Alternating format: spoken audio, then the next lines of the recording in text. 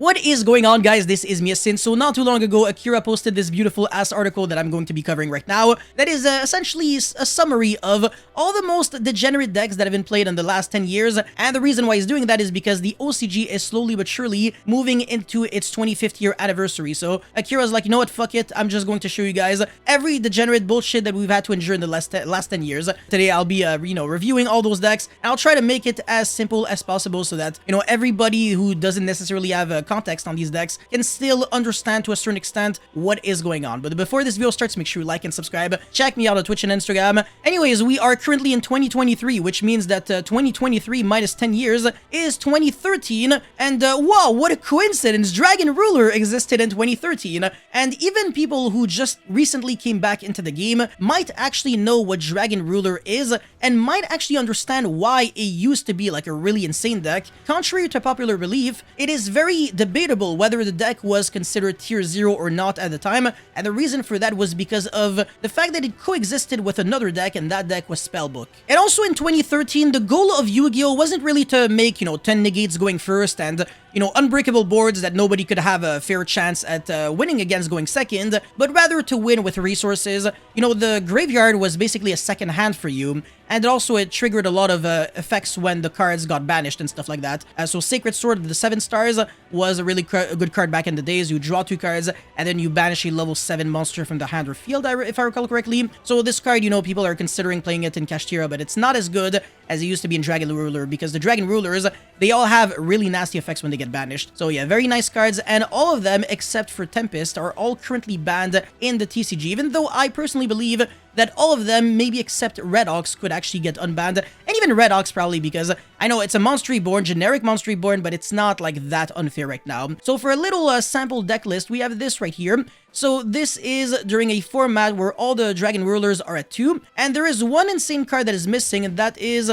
I think the name is Super Rejuvenation. So people were drawing cards like crazy back in the days, and this deck, again, wasn't making infinite negates going first, but it was setting up a trap card on the field, and, with maybe a hand trap or a few hand traps, and the graveyard was stacked, like I said. So you do nothing on turn 1. You just set up, you activate Ravine, you foolish a bunch of cards, and then you just, gradually amass advantage, and eventually you start spamming out your Xyz over time. And it's the kind of game where if you're patient and if you're good at resource management, you are never going to be losing, because you always have a way to come back into the game with one single card. Debris Dragon, which revives back a monster from the grave, so you can immediately, synchro summon using this card. Very interesting deck, but again, it had to coexist with Spellbook, which we're going to be seeing a little bit in detail later on. Anyways, after that we have Shaddoll, a deck that everybody here already knows because, it fusion summons a lot. Shaddoll Fusion is a crazy card going second. If your opponent has a monster summon from the extra deck, you can use the materials from the deck directly. Very insane mechanic, and I want to say it was probably one of the best, one of the first good flip decks in the history of Yu-Gi-Oh! Because flip effect monsters in general are just not really good cards. The Shaddoll monsters are all flip spellcaster monsters,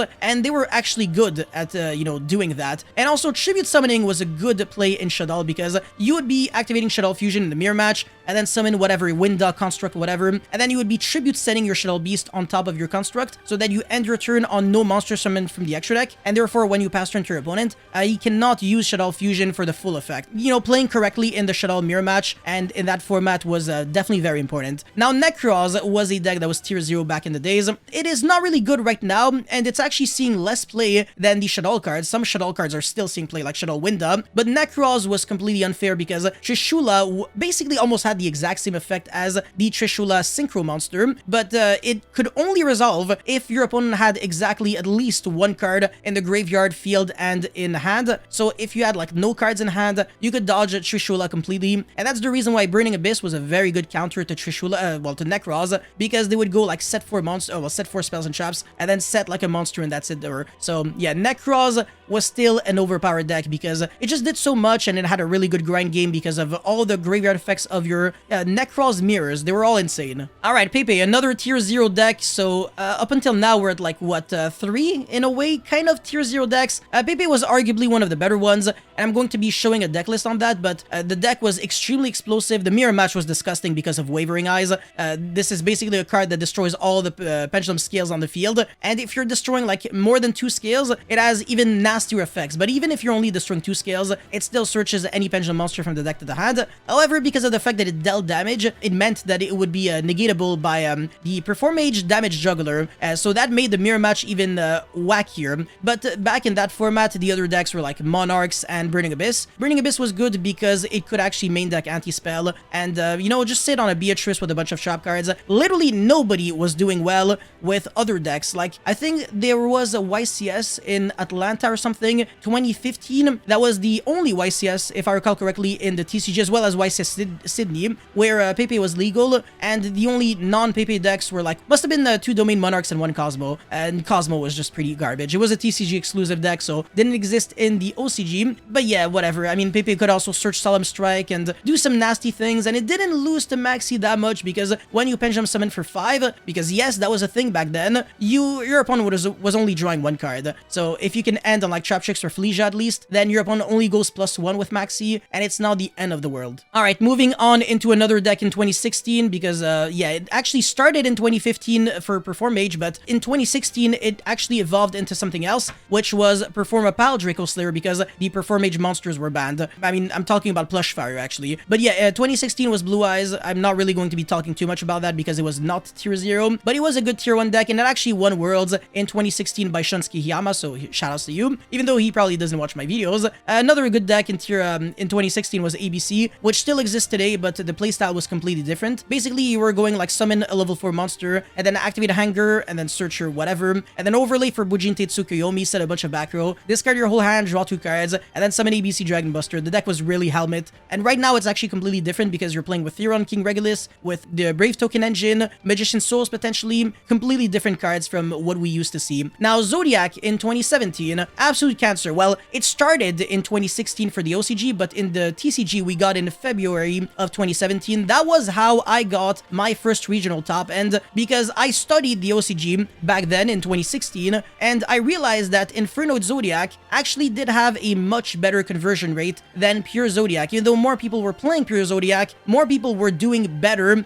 with Infernoid Zoodiac, because Lawn Mowing, that grass looks greener, is just a nasty card. Every pure Zoodiac deck was on 40 cards, so you were milling 20 cards going second, and then you were summoning a bunch of Infernoids, Fairy Tail Snow, and you were just destroying people going second. And going first, obviously, we're making huge boards with Infernoids, especially thanks to Void Feast, sending your Void Vanishment so that you can summon 3 Infernoids from your deck, maybe having a Monster Negate and a Spell and Trap Negate with your Decatrons, depends on what you wanted. Very beautiful format, one of my favorite decks of all time was the 60-card Infernoid Zoodiac, and like I said, I got my 2 first regional tops with that deck, so 2nd place and 3rd place. 2 regionals in a row, actually. Alright, 2017, we've got another deck that won Worlds, Dinosaur. Now, the deck that won Worlds was actually True King Dino Yangzing, and it coexisted with True Draco, that format. And True Draco had a good and a bad matchup against True King Dino Yangzing. It kind of depended, because you could actually use Floodgates to kind of prevent them from playing the game, but if you were going second, you didn't have any hand traps, so they could actually make you lose cards from your hand with Trishula, as well as the Phantom Fortress Enter Blatnir. Yeah, if they were not making VFD, because if they were making VFD, it was actually helping you out a lot if you played True Draco, and the reason for that is because you could actually tribute over True King's Return, and then destroy the VFD, and its real name is actually True King of All Calamities, and when you activate True Draco Heritage to draw cards, it actually counts the opponent's True Draco and True King cards as well, so that you were tributing over Return, and your opponent's True King of All Calamities was also going to the grave, so that you were actually drawing 2 cards, even though you only got rid of 1 of your own cards. Yeah, going second, it really did depend, but if you had no cards in the extra deck, then your opponent was also always making Enter Blatnir. However, if you did have 15 cards in your extra deck in True Draco, your opponent could not tell what deck you were on, so sometimes they were blinding VFD if the card that was sniped off from your hand with Trishula was like a generic card. However, the majority of the time it was, you know, it was a True Draco card, so that they would have information and they would go for Enter Blatnir to make you lose another card. Next is a tier 0 deck, Spyral. That deck, even though right here it's showing 69.9%, I actually have another breakdown where it's like 90-something%. Yeah, like look at this cancer, man, 91.89%. That's ridiculous. And this was the deck list when it was pretty much full power, so we have triple Quick Fix. However, even though Quick Fix was a 3, the most popular builds were not main decking Machine Dupe, because it was worse going second, so why would you add a weird flaw to your deck and make it worse going second when you can just not do that? And this was the Grinder Golem build. Some people were with Grinder Golem, some were not. It basically prevented you from using your normal summon. But the Grinder Golem was actually pretty insane because it got you 2 tokens so that you could go like Akashic Magician and then bounce back the Grinder Golem, summon your Grinder Golem again, and then get 2 more tokens, go into Security Dragon, and then bounce back the Grinder Golem, summon it again, get 2 more tokens. So one single Grinder Golem was like 6 monsters on the field. It was ridiculous, and actually way more than that. You could go into like Firewall, and then start summoning your monsters from there. So it didn't matter that you had no normal summon because Firewall was actually the big enabler for that deck. So yeah, very, very nasty deck right here. I can't believe this actually existed, but this is arguably the best deck that has ever, lived in the history of Yu-Gi-Oh! I've never seen anywhere close, like 90% or even 80%, with any other deck outside of Spyral. Like, even Tearlaments was not able to do that. So that is ridiculously disgusting. Anyways, after that, we have a Pendulum Magician. That was a deck that, hold on, 2018. What build was that? I think it was like with Astrograph, but I could be wrong. Whatever, it didn't really last too long in this, in the OCG at least. But in the TCG, it did, and we even had an FTK format where people were killing you turn 1 with the Starving Venom Pendulum monster. Well, I mean, it's a fusion monster, but for the Pendulum archetype in a way. And they were copying the effect of the Lyrilusk fusion monster in order to burn you for 4k because it's 500 damage multiplied by the level of the monster. And the Starving Venom was level 8, so you would be taking 4k and twice because they were summoning 2 Starving Venoms, and they were getting the Lyrilusk fusion in the grave by going instant fusion, and they were searching the instant fusion with the effect of the Supreme King Gate, Infinity, and Zero, destroying them in the scales, and you could easily search them because they're pendulums, and Electrum kind of gets you access to any pendulum monster in your deck.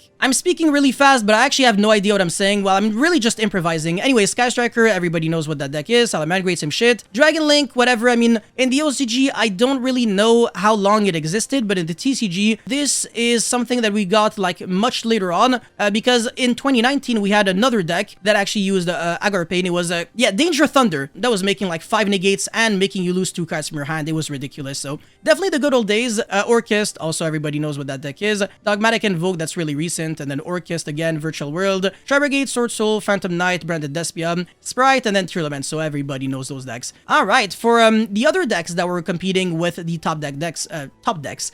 Dragon Ruler was, like I said, competing with Spellbook. I don't know why here it's called Prophecy, but the monsters are Prophecies and then the spells are Spellbook. So it's kind of like a Despia and Branded. The monsters are Despia and then the spell cards and the trap cards are Branded. Dragon Ruler with Mermail and Evil Swarm. Evil Swarm could summon Ophion, which is the card right here. And that card prevented both players from special summoning level 5 or higher monsters. And Dragon Ruler, other monsters are level 7. So that hurt a lot. Same thing with Mermail. So Evil Swarm really had a decent matchup against these 2 decks. But outside of Ophion Turbo, it did nothing because the deck is just a Protect the Castle deck. Very Helmet doesn't really do too much. And it really sucks, honestly, outside of just locking your opponent from being able to play. Alright, after that we have Chronomaly, which is a deck that I kind of forgot because it never existed in the TCG. And the reason for that is because we got Nebrdisk way too late. But Nebrdisk was a really good card. I do remember it because I used to play it in my Cyber Dragon deck. It can search any Chronomaly monster from your deck to your hand, and in the graveyard you can revive back if you have like only Chronomaly cards or no cards on your field. It was just a resource deck, very similar to like, Hands, Artifact, Trap Tricks, but it didn't really do too much. I mean, it was still a good deck, but in today's standard, this deck would be like complete dog shit, like really bad. Anyways, after that, again, Shaddoll, Dragon Ruler, but like very nerfed Dragon Ruler. Taylor Knights, but that deck sucked. It had like no good matchups.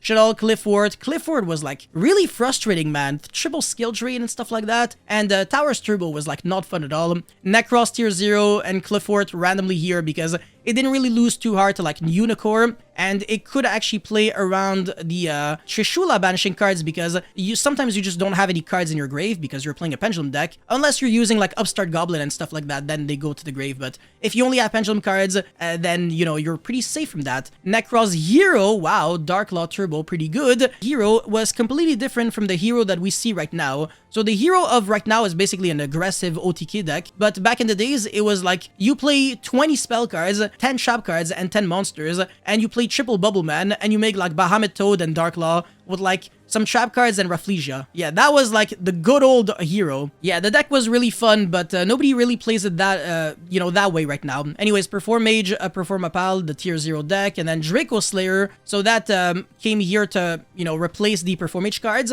We had the exact same thing in the TCG, by the way. Literally all that you're seeing right here outside of Chronomaly was essentially pretty much the same thing. Now, one thing that I will have to say is that Burning Abyss was introduced in the TCG in around 2014, the same time of Shaddoll. So Burning Abyss was, you know, in the same bracket of Shaddoll. It was like a triangular format of Shaddoll, Burning Abyss, and Cliffort up until we got the Nekroz cards. Then we also had Ritual Beast that was really, really good. You know, arguably competing very well with Nekroz. Some were actually saying that Nekroz, you know, its worst nightmare was Ritual Beast.